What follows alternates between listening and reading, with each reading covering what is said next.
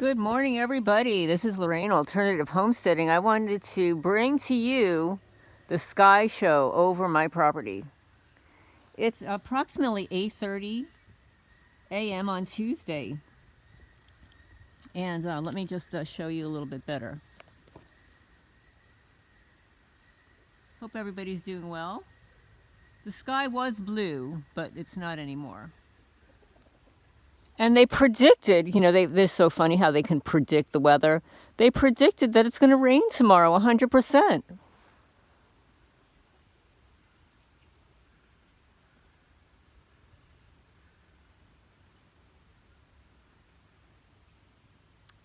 They predicted 100% rain tomorrow.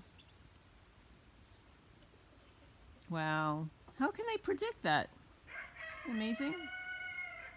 But, they already sprayed my neighbors down there.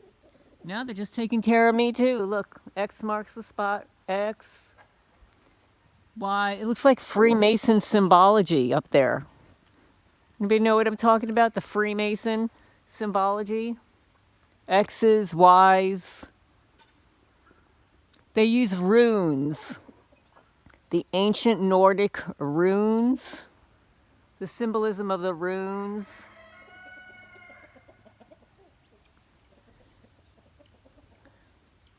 So anyway, this is my birdies. So we'll just scan the landscape in case anybody sees a cloaked person.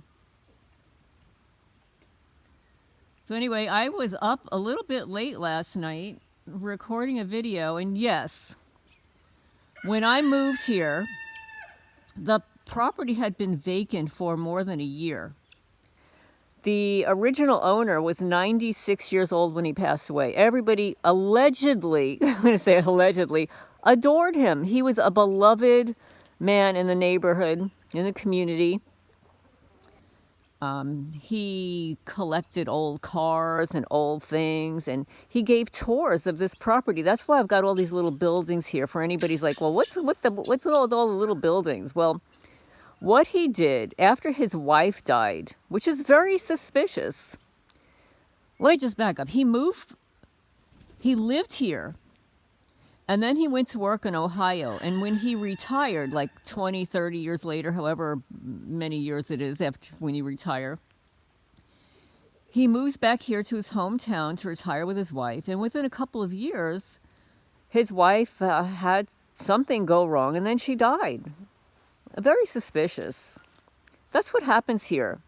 A lot of suspicious unalivings. A lot of people pass away for very suspicious reasons. So to deal with his grief, he got busy.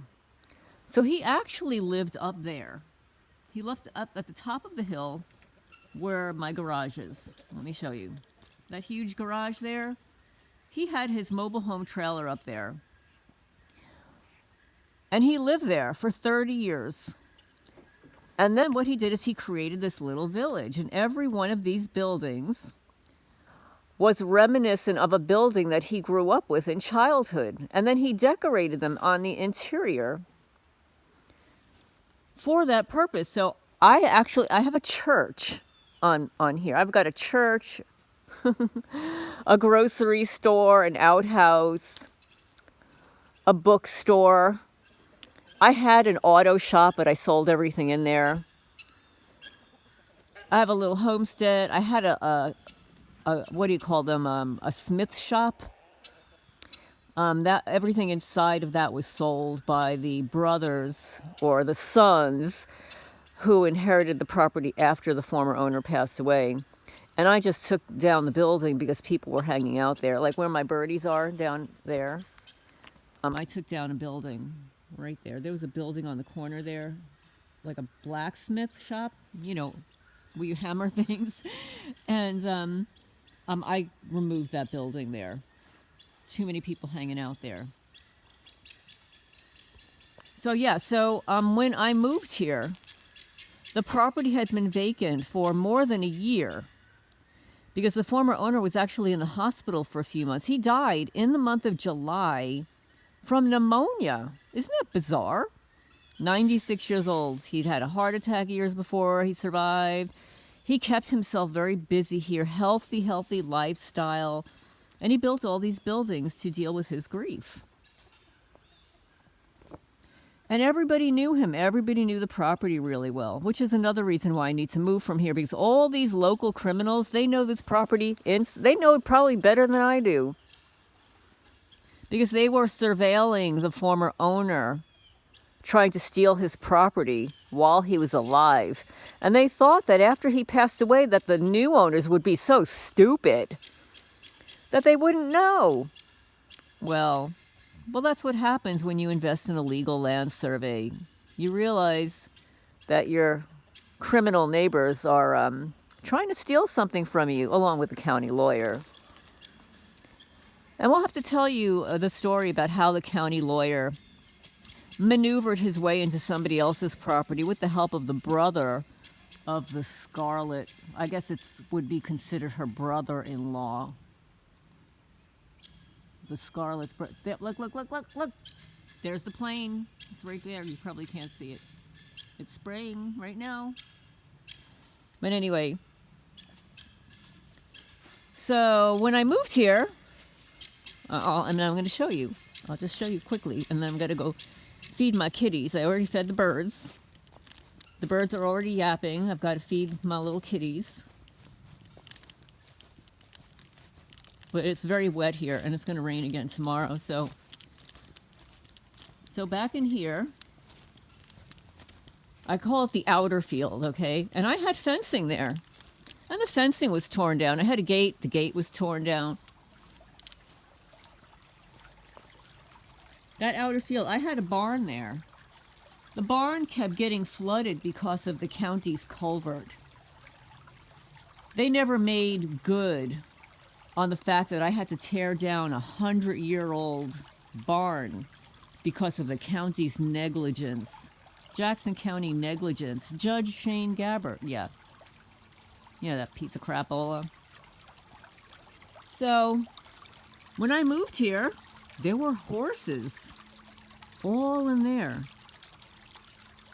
They were traipsing up in there. They were going back into the woods. They were hanging out in my barn. I didn't know who they belonged to. I found out that they belonged to Daniel Isaacs, or his daughter, or somebody related to him. Somebody. I don't know exactly, but they were his horses. I didn't mind. What did I know? I just moved here from New Jersey. I thought, oh, look, horses. Cool. They'll eat the grass. Well, they did more than eat the grass. Of course, they fertilized the soil. Real good stuff. Good soil over there. But they also created huge ruts. For anybody that has owned horses, when horses gallop, especially when the soil is wet, they create holes and ruts and bumps, and you can't even walk over it. It's horrible. It took me 1.5 years to level it out, pretty much. Over rain and snow and mowing and rain and snow and mowing and all that stuff. So so those horses belong to him. And yes, Cheryl, they were here for free. I don't know how long they were here for free. The property was for sale for 1 year. Right? The former owner was not living here anymore, so he was in the hospital. Then he passed away. Then they do all the legal stuff with the property. They divided the property up, like that property across the street was part of this property, unbeknownst to me after I moved here. That house and that barn was actually part of this property, and the sons who inherited everything divided it up. But there were horses there. And then while I'm living here, suddenly the horses disappear.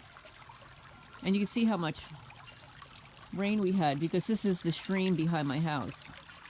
And that's what it's supposed to look like. You see all that hot mess of grass? It's all supposed to look like that.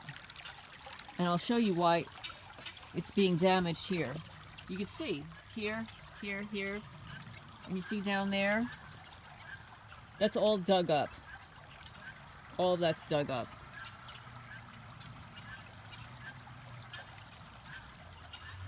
See that? Sabotage. Deliberate sabotage. This is what it's supposed to look like. A hot mess. It's supposed to look like this, right? So yeah, so the now sheriff, he was all in on it. He was using my property for free for his horses for God knows how long. I don't know. All I know is that when I moved here, there were horses in my field. At least a week. Maybe longer. But the whole time that I was in contract, I made a bid on the property. So it's approximately 30 days and then moving here. So during that whole time, there were horses living here for free. And no offer when I moved here to pay for the free use of my property or the remediation of the soil, the damage that was done to it by horses traipsing through it. So yeah, everybody around here is really entitled. They think they're entitled to everybody else's property, but oh no, don't go next to their property. Oh no. They're predators. They go after single women. Imagine like little cloaked weenie boys, military guys, let's say, for argument's sake. Imagine being paid to stalk and harass a senior citizen.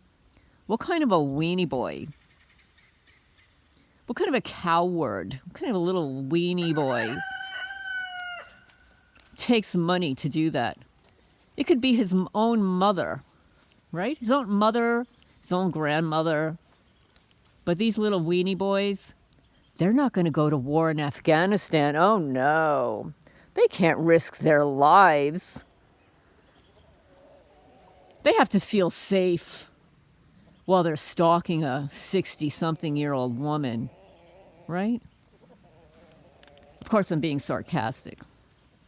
But, yeah, so I wanted to tell you that we've got another X in the sky over there. Right there. There, XX. One over there, 3 X's over there. But now it's dissipating. See?